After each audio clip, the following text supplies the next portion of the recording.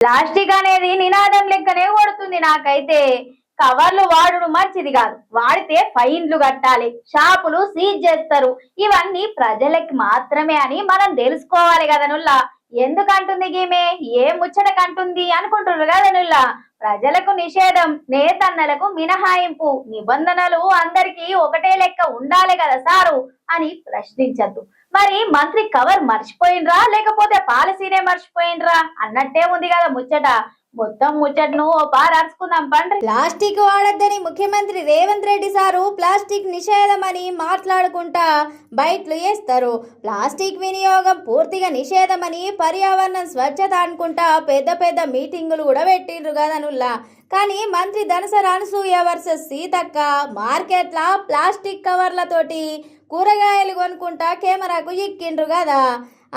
Plastic ban పేపర్ల మీదనే ఉంటుందా లేకుంటే అమలవుతుందా అన్నట్టే ఉన్నది ముచ్చట. చెప్పే మాటలకు చేసే పనులకు ఏమన్నా పొంతనున్నదా అని ప్రతిపక్షాలల్లా ఫైర్ అవుతుండ్రంతా.